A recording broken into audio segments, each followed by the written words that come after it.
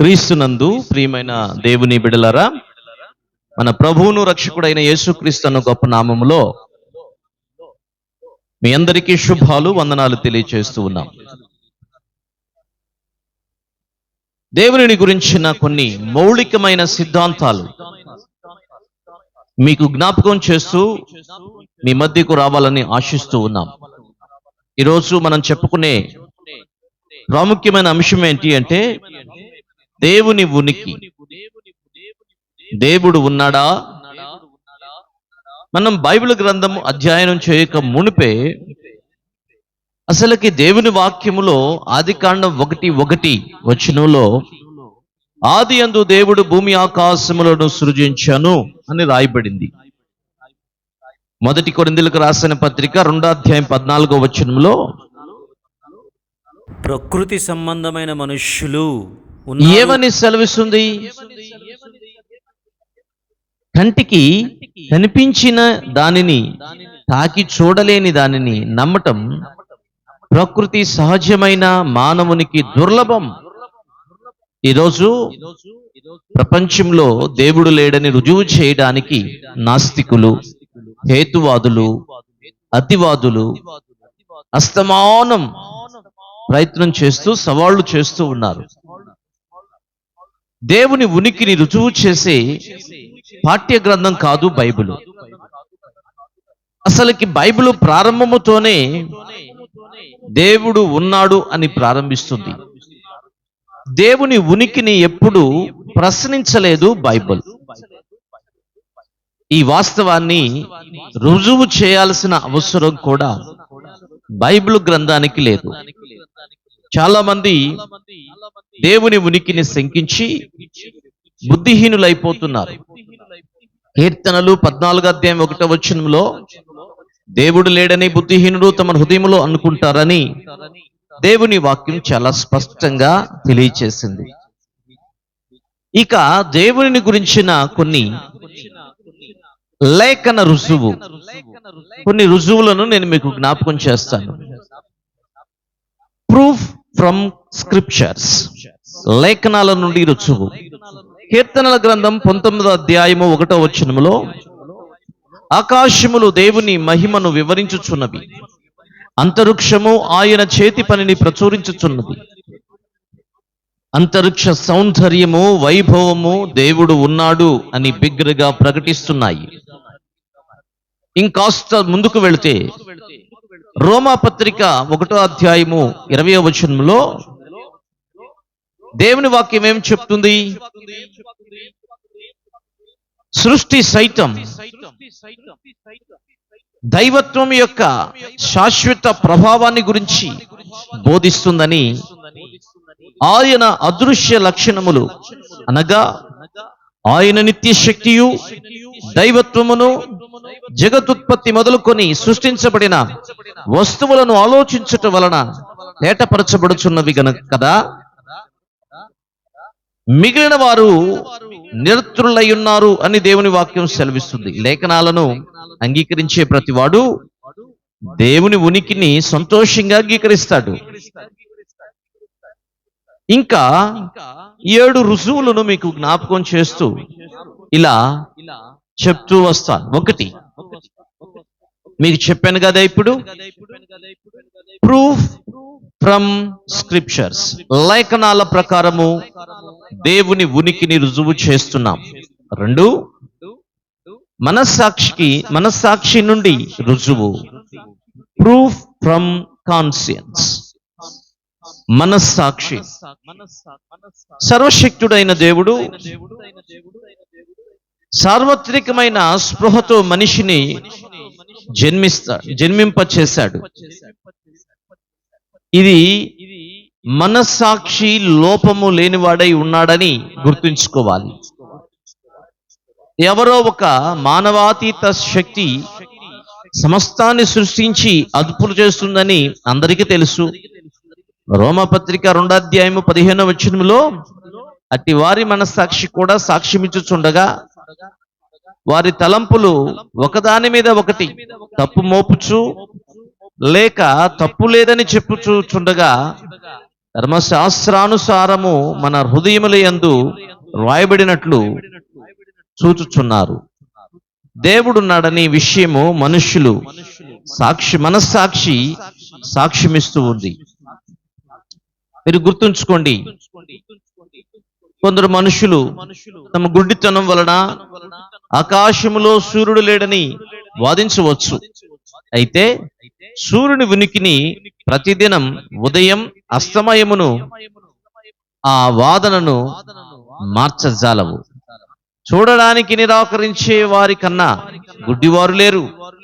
యథార్థవంతులైన ప్రతి ఒక్కరిలోనూ దేవుడి నాడు సజీవుడుగా ఉన్నాడని, ఆయన మెల్లని స్వరము చేత మాట్లాడుతున్నాడని మనము గ్రహించగలము. మరణము తరువాత ఆయనకు లెక్క అప్పగించవలసిన బాధ్యత మనకి ఉందని గుర్తించాలి. రక్షణకు అంగీకరించని మానవుడు ఏం చేస్తాడంటే నాస్తికత్వం చేత దేవుణ్ణి అంగీకరించడు.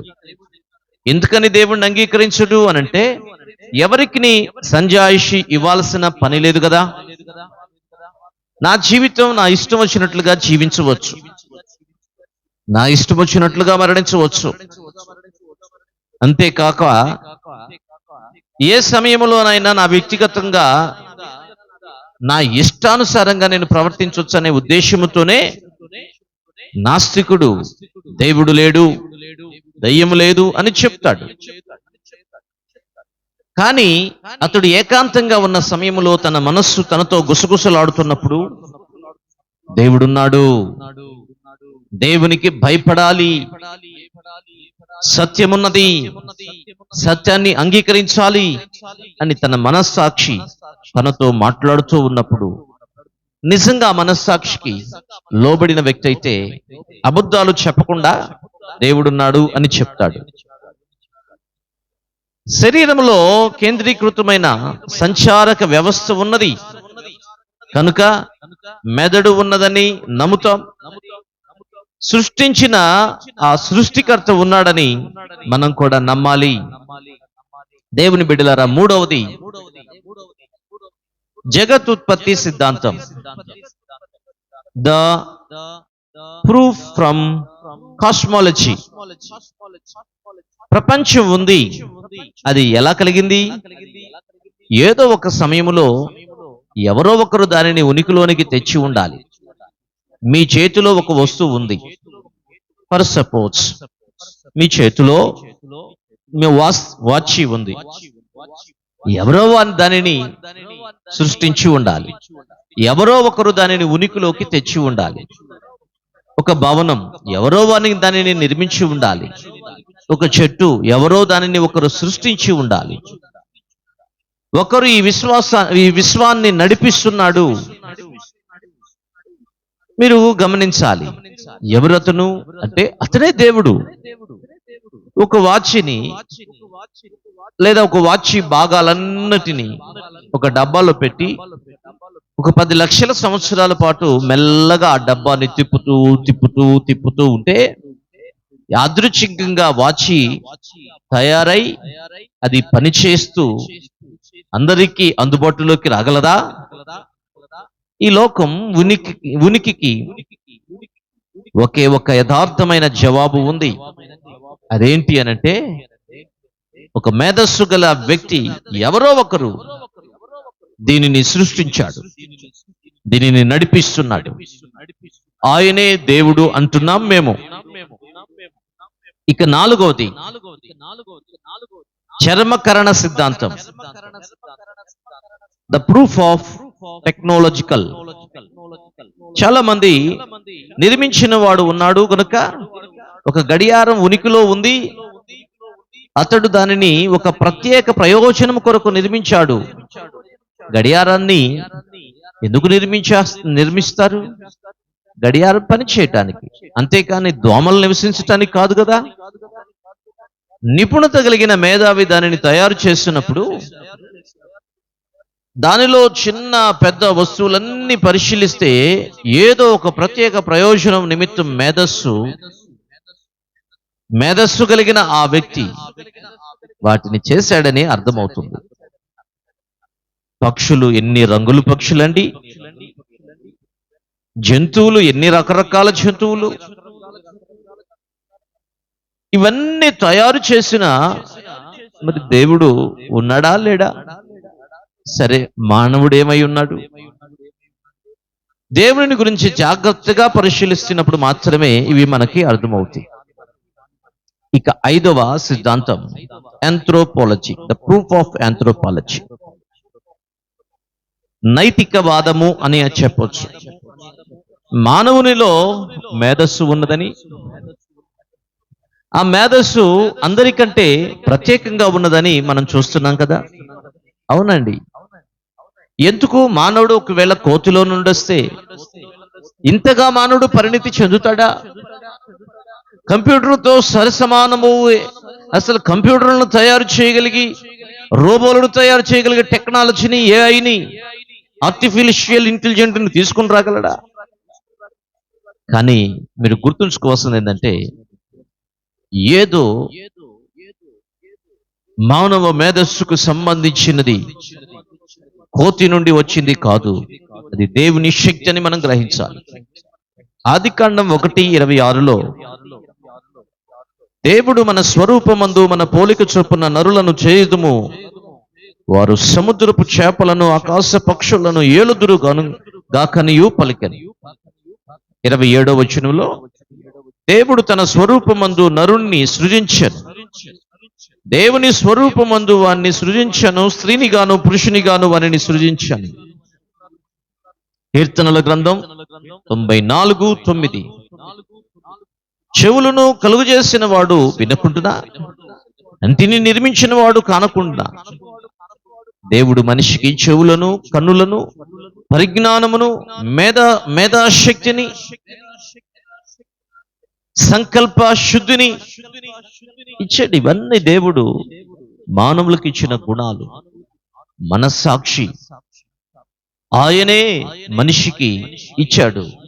మంచి చెడులను వివేచించటానికి మనస్సాక్షిని పెట్టాడు. ఎందుకంటే సృష్టికర్త అయిన దేవుడు పరిశుద్ధుడైన నైతిక వ్యక్తి. ఆయన నీతిని ప్రేమించి దుర్నీతిని అసహించుకుంటాడు. ఇక 6వ వాదన జీవవాదం, ద లైఫ్ ఆఫ్ ఆర్గ్యుమెంట్. అసలుకి జీవం అనేది ఎక్కడి నుండి వచ్చింది? మొదట్లో జీవం అనేది ఎక్కడి నుంచి రావాలి? చాలా మంది అనుకుంటారు ఈ జీవం ఎక్కడి నుంచి వచ్చిందో అర్థం కాక రకరకాల సిద్ధాంతాలు కనిపెట్టారు. జీవం రావాలంటే నిత్య జీవము కలిగిన వాని దగ్గర నుంచే రావాలి. కీర్తనల గ్రంథం 30వ వచనంలో మన్ను నిన్ను స్తుతిస్తుందా, అది నీ సత్యమును వివరించునా?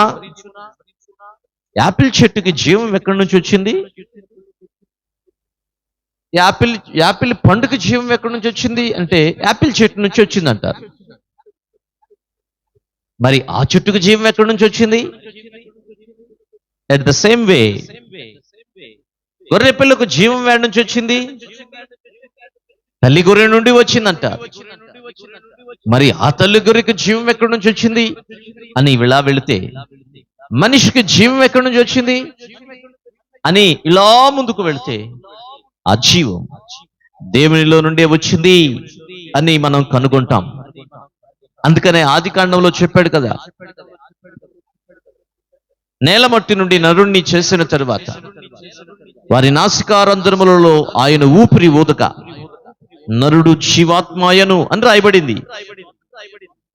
యోహాను సువార్త 11:25 వచనంలో యేసు ప్రభు ఇలా అన్నాడు, నేను జీవమును, నేను జీవమునయ్యున్నాను. యోహాను సువార్త 14:6 వచనంలో నేనే మార్గమును సత్యమును జీవమును అన్నాడు. యోహాను సువార్త 10:28 వచనములో నేను వాటికి నిత్య జీవమును ఇచ్చుచున్నాను గనుక అవి ఎన్నటికీ నశింపవు అని తన గొర్రెల గురించి మాట్లాడుతూ, ఎవడును వాటిని నా చేతుల్లో నుండి అపహరింపడు. జీవితాంతం దేవునిని బయలుపరచబడుతూనే జీవం దానంతటా తానే పుట్టింది అనే సిద్ధాంతం తప్పు. విజ్ఞాన శాస్త్రము సరిపడదు దానికి. జీవము తనంతట తాను రాదు అని దేవుని వాక్యం చెప్తుంది. జీవం తనంతట తాను రాదు అని విజ్ఞాన శాస్త్రం చెప్తుంది. హేతుబద్ధమైన ఏకైక జవాబు ఏమైనా ఉన్నదంటే ఈ జీవానికి మూల కారణం దేవుడే. ఇక ఏడవది ఫైనల్ గా అనురూపవాదం, ద ఆర్గ్యుమెంట్ ఫ్రమ్ కాంగ్రిటీ. నాస్తికవాదం ఏ సమస్యను పరిష్కరించలేదు, ఏ ప్రశ్నకు జవాబును కూడా ఇవ్వలేదు. ప్రశ్నలను సృష్టిస్తుందే తప్ప జవాబును, దేవుని ఉనికిని అంగీకరించటానికి ఇష్టపడదు. దేవుణ్ణి అంగీకరిస్తేనే అది ఒక తాళపు చెవి లాంటిదని నేను మీకు జ్ఞాపకం చేస్తూ ఉన్నాను. లేఖనాలలో ఉన్న దేవుడు నీకు బయలుపరచబడతాడు. ప్రకృతిలో ఉన్న దేవుడు నీకు అనుభూతిలోకి వస్తాడు. జ్ఞానంలో ఉన్న దేవుడు నీకు పరిజ్ఞానమును కల్పిస్తాడు. విజ్ఞానములో ఉన్న దేవుడు నీ దీపాన్ని వెలిగిస్తాడు. ఈ అనురూపక సిద్ధాంతములో మనం గుర్తుంచుకోవలసిన ఒక ప్రాముఖ్యమైనది ఏంటి అనంటే,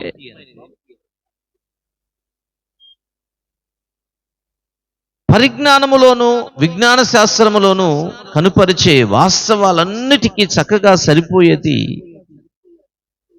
ఏదైనా ఉందంటే మానవుడు మరణం. ఈ అనురూపకవాదం మనకు నేర్పించే ఒక ప్రయోగం. కాబట్టి నాస్తికత్వం ఏ ప్రశ్నకు జవాబును ఇవ్వలేదు అని మీకు ఒకసారి జ్ఞాపకం చేస్తూ, విశ్వకర్త అయిన దేవుని ఉనికి అంగీకరించటమే ఒక మంచి లక్షణం అని మీకు జ్ఞాపకం చేస్తూ ఉన్నాను. నాస్తికత్వం ఒక పెద్ద పెను ప్రమాదం. దేవుని బిడ్డలారా, బైబిల్లో ఆది యందు దేవుడు భూమి ఆకాశములను సృజించును అని ప్రారంభించి హెబ్రీయులకు రాసిన పత్రిక 11వ అధ్యాయం 1వ వచనంలో శ్వాసము లేకుండా దేవునికి ఇష్టడయ్యుండుట అసాధ్యము, దేవుని వద్దకు వచ్చువాడు ఆయన ఉన్నాడని, తన్ను వెదకు వారికి ఫలము దయచేయువాడని నమ్మవలను కదా. లేఖనాలలోను సృష్టిలోను దేవుడు వెల్లడి చేసిన దానిని మనం నమ్మి సంపూర్ణంగా ఆయనపై విశ్వాసం ఉంచి ఆధారపడి అనుగ్రహము పొందుదుముగాక. దేవునికి మహిమ ఘనత ప్రభావములు కలుగునుగాక. పరిశుద్ధుడా, ఈ వాక్యం వింటున్న ప్రతి బిడ్డను నీ మాటల చేత సంధించి బలపరిచి కృపను అనుగ్రహించి నడిపించమని యేసుక్రీస్తు పరిశుద్ధమైన నామములో ఈ మనవులు వేడుకొని రక్షణ భాగ్యాన్ని విడుదల చేసి ప్రార్థన చేస్తున్నాము తండ్రి. ఆమేన్.